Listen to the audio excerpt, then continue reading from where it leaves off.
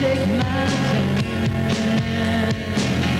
Maybe just for a day I got to run away. And now never gonna cry no more, never gonna weep again. I'm gonna find that place in the sun. Man, you never see me cry. Fall back to my past. I'm gonna find that place in the sun. Hi, welcome to this week's Down the Shore. In our travels, we've discovered that just about everybody collects something, so we decided to do a show on it. We figured we'd start with us because we've all been collecting things since we were little and we'd like to share them with you. So, stay with us. We're here with Margaret, and she's going to tell us something about her Phillies collection. So what do you have for us? I have a lot of stuff. It's not just my collection, it's my passion. And I've been a Phillies fan since I was little, since I can remember. I don't have stuff back from the 70s. I used to watch when I was in the 70s, but I had a brother, and I think he has most of my stuff. But from the time that I could buy stuff on my own, I've been collecting things. My most prized possession is a Phillies ball. Now, I'd love to say I got this ball at a game, like a foul ball, but that's not happening. Been trying for years and I haven't gotten one yet. But this one I did buy at the store, the store in the thing. But it's a World Series ball, because the Phillies were in the World Series in 1993. Okay, so then what I did was I tried to get some of the players' autographs. Oh. Okay, the first one that I got was, let me see if I can find him. Heathcliff Slocum. Does that look like Heathcliff Slocum to you? Sorta. He was a reliever in 1994. And I couldn't remember if he was on the 1993 World Series team, but I got his autograph anyway. Found out later he wasn't, but he was a good relief pitcher. Then this year I had a chance to go to spring training, which is in Clearwater, Florida. And they've been there, I think it was, what did I say, the 50th year that they've been down in Clearwater. And I got a lot more signatures. I got Kevin Stocker, who's a current shortstop. Jim Eisenreich, who's like a utility player, outfielder, but very good hitter. Johnny Padres, he was the pitching coach, but he's also getting older. I think he retired. Mickey Morandini, he's a second baseman. And this is Pete Incaviglia, he's an outfielder. He's no longer with the team, he was traded, but he was with the team in '93. And who's he playing for now? He was in the World Series of playoffs. I can't remember. I have to think about that. I'll let you know. He was one of those teams that were in the playoffs this year. The Phillies weren't, so he did better anyway. Okay. And finally, I got Larry Boa. Larry Boa was actually, I was going to say my first favorite player, but he was my second favorite player. But he was my most favorite player. He was a shortstop with the Phillies in like the 70s, probably from like 72, 73 to like 1980 something, 82, 83. I don't have the exact thing. He was part of the 1980 World Series team. And he was the first player I actually got his autograph. I actually stood in line for hours at an appliance place and got his picture with his signature. And when was this? 1974, I'd say. The funny thing was, here I was in line, I'm 12 years old, whatever. I wanted to ask him, I wanted to talk to him. He had played a game, and there's this big guy from Pittsburgh Pirates who played first base, his name was Willie Stargell. They had a collision at first base, and he was out a couple days with broken ribs, but the big guy was out forever with a broken toe or ankle.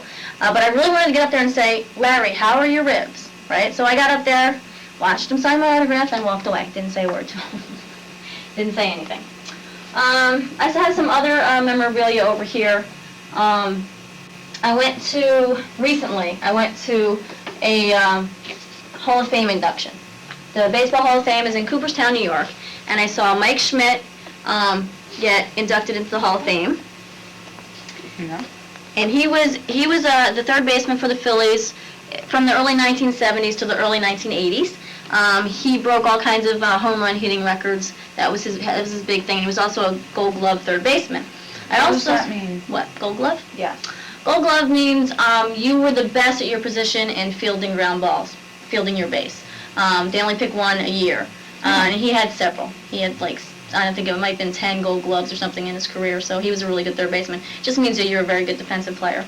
And Richie Ashburn was the other guy. They were both inducted the same year. Richie Ashburn played in 1950. They were called the Whiz Kids. They won the pennant, but they got to the World Series and lost, though, in 4 games. They didn't win any. Before that, the only other appearance in the World Series was 1915, and they only won 1 game then.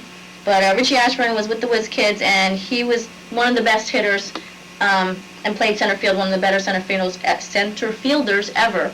So that's what he's well known for. I know him because he's a broadcaster for the Phillies.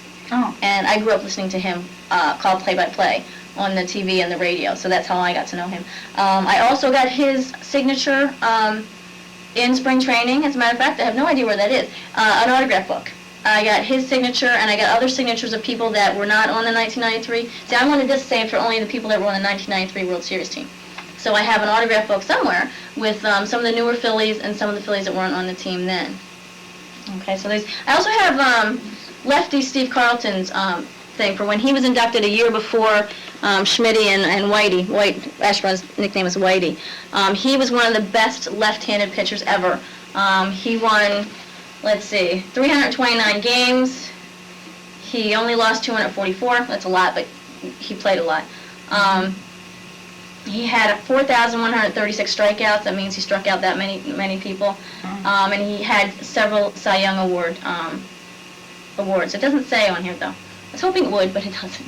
And I don't remember how many. Okay. Now, if anybody's a Phillies fan, or anybody, nowadays they have mascots. Okay, and that's a big thing because it's good for the kids. They get into the game and they have something to look at. Well, for the Phillies right now, it's a Philly Fanatic. Right. And he's been there, what did I say, 10 to 13 years, 15 years, somewhere around there. They have a birthday for him each year. I've lost count. But before the Philly Fanatic, in the 70s, when I was a kid, we had Phil and Phyllis. This is Phil and Phyllis. Oh. This one's Phil, this one's Phyllis. And they were the mascots.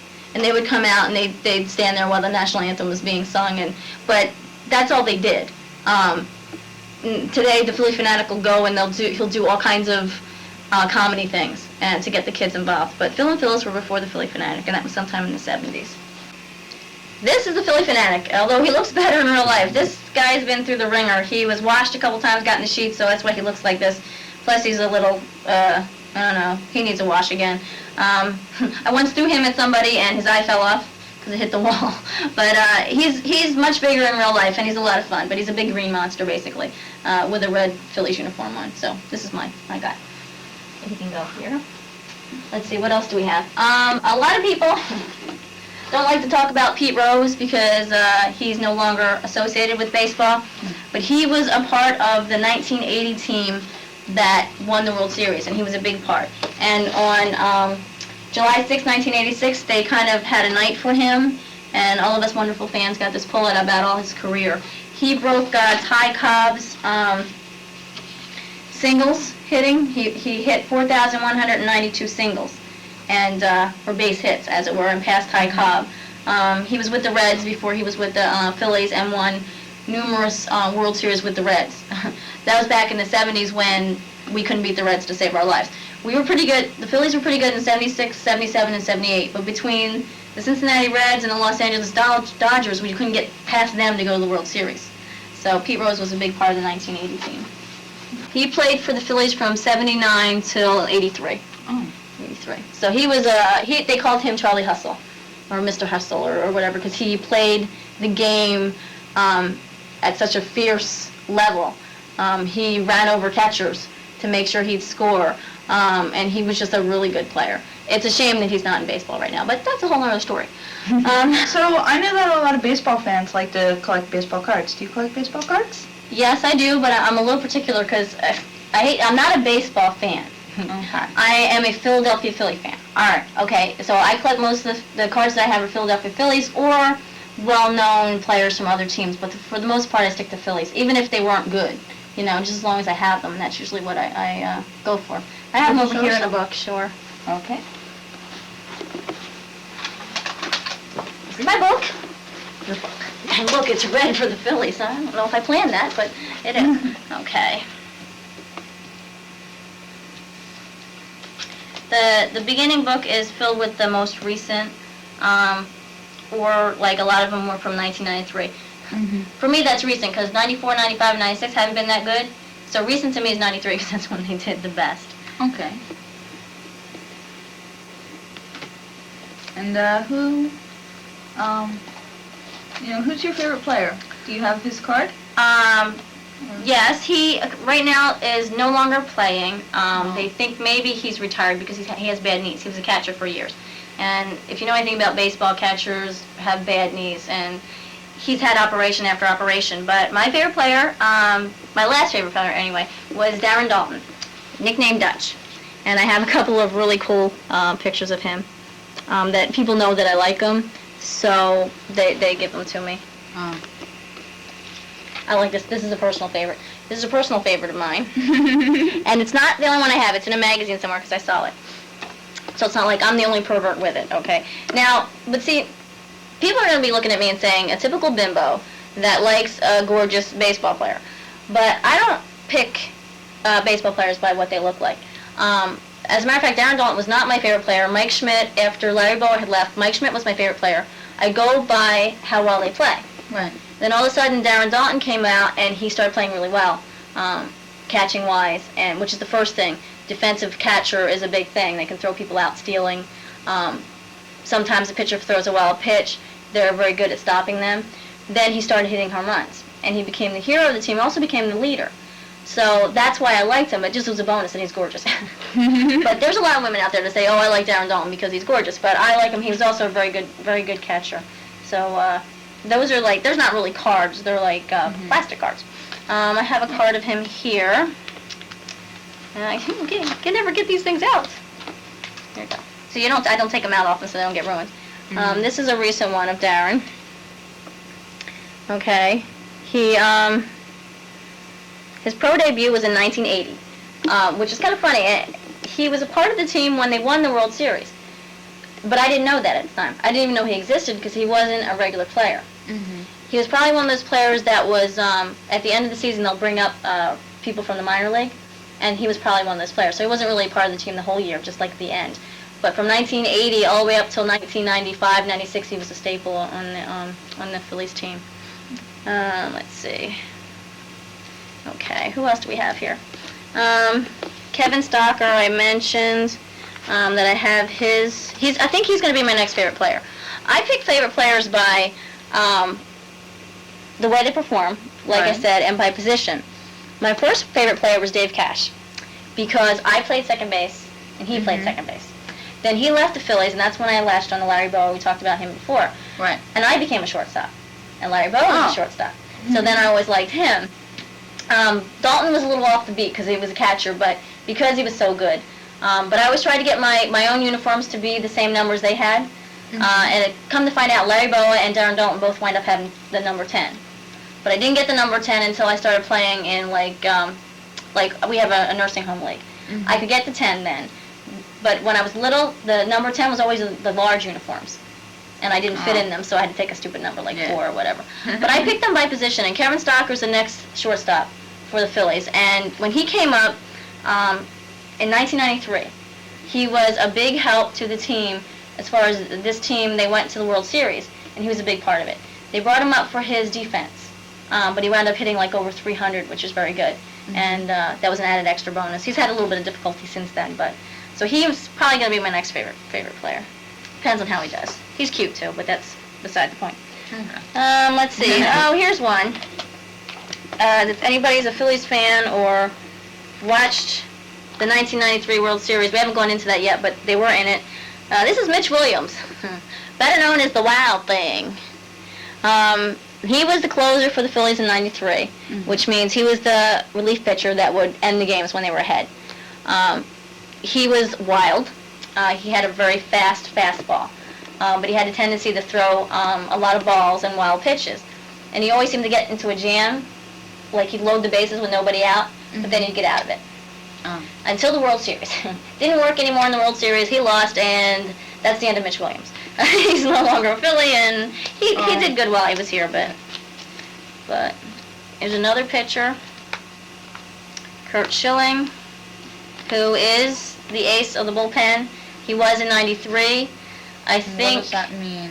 The ace is your best pitcher. Okay. The ace means he's the best pitcher. He's a starting pitcher. Gets a lot of strikeouts. I believe he was the first pitcher to get the first 5 guys out and strikes in a World Series game. in 1993. So that was big stuff for him. Okay. So he was pretty good. So those are, I just have, I have Phillies from back in the 70s. I mean, I have people that are well known, and I have people that aren't known. John Kruk was one who was on the 93 team, and he was not your typical baseball type. You can't really see it here, but the 93 team was known as, what was they known as? They were like the ugly guys. Okay, they had beards, they had long hair, they had bellies. Kruk had a big belly, but they wound up winning, and that was the big thing. I have a couple of special cards that also people have given me. I don't know if we can get the effect on the camera though. This one is a Darren Daulton special. It's a pinnacle. Now here I'll have to, but you gotta do it right. If you do it right, you can see him swinging at a ball. Oh, yeah. It's a hologram. I don't know if you can get it on the camera. I was looking at it last night going, I can't see it.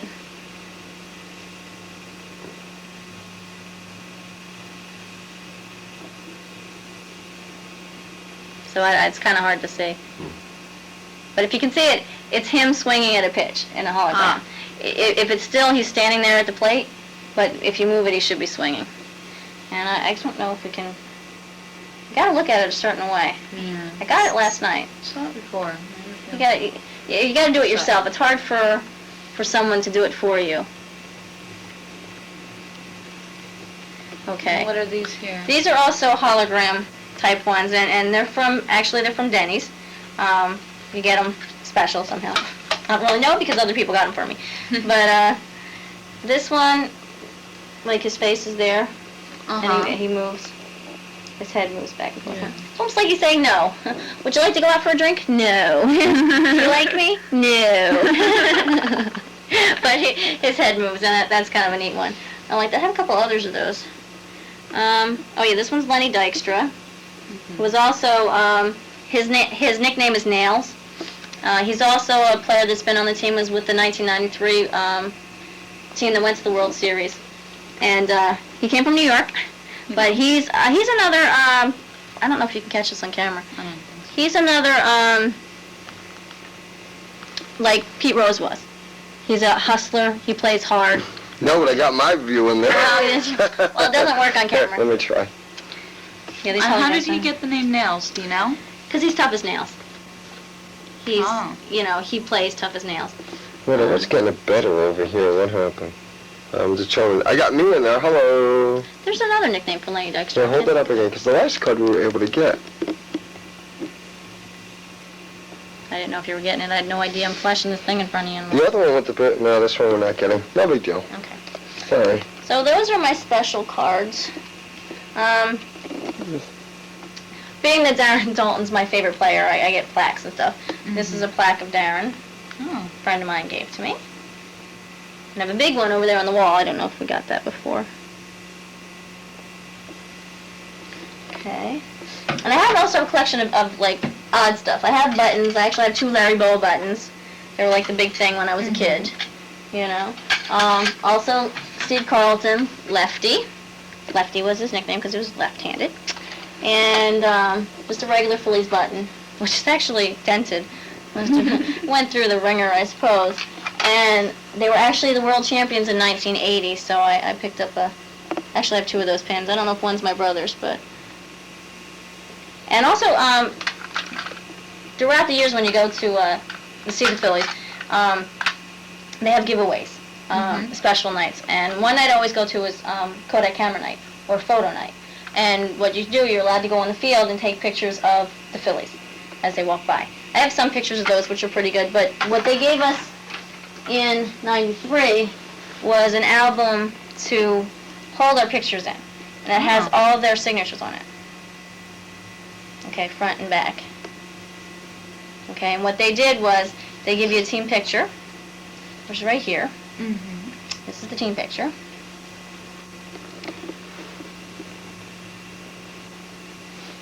And this picture is a picture that my friend took. Actually, the producer of the show took this picture while I was at the stadium. Oh. And it was a very nice picture. I thought it went very well with the... Producer of the show, huh?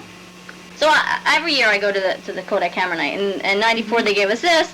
And what I forgot to mention about the signature on the ball with Heathcliff Slocum, we stayed after the game for hours waiting for autographs, and we did the same thing here. This is Paul Quantrill. He's a reliever, and he only stayed a short time at the with the Phillies, but I did get his autograph. But we waited a long time. That's why I didn't put a photo in this one, though, because... Yes. So they have different events. Oh, look, even this, I didn't even know. It has little signatures on the back. I didn't think we had them. Shows you how much I know. So those are some of the happenings that they have going on. What is this you have over here? This is a record. This is the record of the 1980 season. That was the first year that the Phillies were world champions ever. Oh. Because, like I said, they had been in the World Series before, but they had lost. And they won this year, and so they put out a record. And what it does, it chronicles the year, and it has play-by-play of the year. Mm-hmm. And it's really neat because I love the broadcasters. They like scream and yell, "It's a home run, long fly ball, it's out of here," you know, and they really get into it. So this is all the play-by-play and everything? Yeah, there's a guy who narrates it, and he'll call, like, they'll play a scene from, like, during the season where they called a home run or something like that. And it's kind of neat to listen to. It was just kind of a memorabilia of that, because it was such a big thing when they won in 1980 that we wanted to have it. So. How long have the Phillies been around, do you know? Actually, the record says it's like 1866, but I think they started out as like the Philadelphia A's. Here, let me throw the album on for you. You can hear some of what they did in 1980. Okay. Side one talks about the season itself. Let's see. Turn everything on. Start.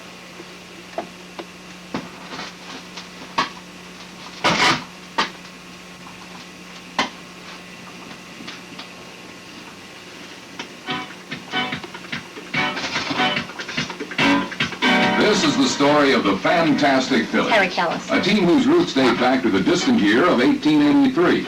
A team whose heritage is as rich as any team in Major League Baseball. But a team that had suffered through the longest period of barrenness in Major League sports. That is, until 1980. Pitch on the way to Booney. He drops a bunt. It's fielded by the pitcher. Throw to the plate. Throw it wild. Phillies win the game. Check swing, ground ball, third base. Smith plays to second. There's one back to first. Double play. Here's Suggs to the windup in the 2-2 pitch.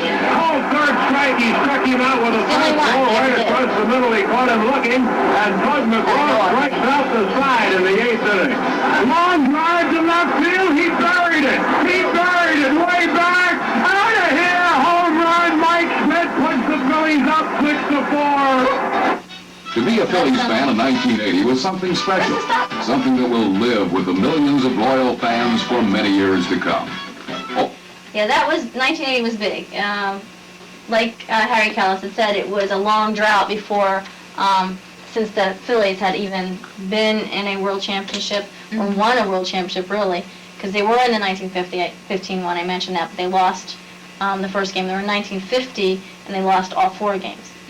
So 1980 came, and it was a really big year. And they went into the National League Championship Series, beat the Houston Astros, and then they went into the World Series with the Kansas City Royals and beat them. So it was a big thing for us back then. I was only 16, so I was like really, we had this big parade and everything, and I cut class the next day to watch it on the TV, so it was a really big thing for us. We'll send the tape to your teacher. Yeah, this is the other plaque that I have of Darren Dalton. My brother gave it to me. I like it. It's really nice. It's a nice picture. I also have one other thing of Darren Dalton I recently purchased. It's a starting lineup figure, and it's for the All-Star game, because the All-Star game was held in Philadelphia this year, and Darren did start the season with the Phillies. So they had a collection of the players on top of their stadiums. Oh. So this is Darren Dalton on top of the Veterans Stadium. The National League Eastern Division Series. They played the Houston Astros, and this series is the best out of 5. And I forget, I think we won it 3-2. It was very close. They said it was one of the closest National League Championship Series ever. Because a couple of games went into extra innings. If you know anything about baseball, it's only 9 innings. But if you're tied, you go into extra innings until somebody wins. So a couple of games went into extra innings, and a lot of weird plays. They were called the comeback kids because they would be behind in ball games, and they'd win in like the last few innings, or go into extra innings and win it. So they were called the comeback kids. They won the World Series. in 6 games. This is them celebrating after the win. This is the team, the 1980 World Champions. They also have, I have the World Champion Phillies. It's a road to victory, and it goes through each game, game by game, and tells about what happened and things like that. And I also got the program for the World Series, 1980. I wasn't there. I wasn't at this one. I don't know how I got this, but I have it. But, and I haven't looked at it for a while, so I'll probably look at it. And for those of you who don't know, this is what a championship ring looks like. This is a small one, but this is what the trophy looks like. There's a bigger picture somewhere. And this was the ticker tape parade they had afterwards. It may not have been as big as the Yankees had this year, but for the time it was big. This was the highlight of my life, actually, because the Phillies have been in World Series before, but in 1980 I was too young to go. And it's very difficult to get tickets, but I ordered tickets through the mail, and they sent me, it's kind of like a lottery. And they said that I could have four tickets, 2 tickets to 2 games. And I went in line, stood in line at 7 a.m. in the morning, and by 11 a.m. I had tickets for the game. This is to prove we were at the game. That's the Fanavision. It says World Series on it. 1993. Our producer took these pictures. And this also says World Series 1993. Okay, it was a little rainy then. Here's me, hamming out for the camera, rooting for the team. All in my Phillies garb and looking pretty stupid. My finger in the way. I was covering my face, probably a good idea. And this was the group we sat with. We made a lot of friends that night because it was a really tough game, and we made a lot of friends. It was the wildest World Series game ever. I believe the score wound up being 15-14, and we lost. We were ahead by 5 runs. We were down by 5 runs. We were ahead by 2 runs. It just went back and forth, and they finally killed us. So we lost to the Toronto Blue Jays in 1993. Well, that's all the time we have for this week's show. We hope you enjoyed Margaret's collection of Phillies memorabilia as much as we did. Join us next week. We'll be visiting Nina, a friend of ours, and she's going to teach us how to bake just in time for Thanksgiving so we can learn how to bake those Thanksgiving desserts. So hopefully we see you next week, and if you would like to write to us, it's down the shore. PO Box 607, Seaside Heights, New Jersey. 08751. See you next week. Bye. Nobody wants to say the first goodbye. Every time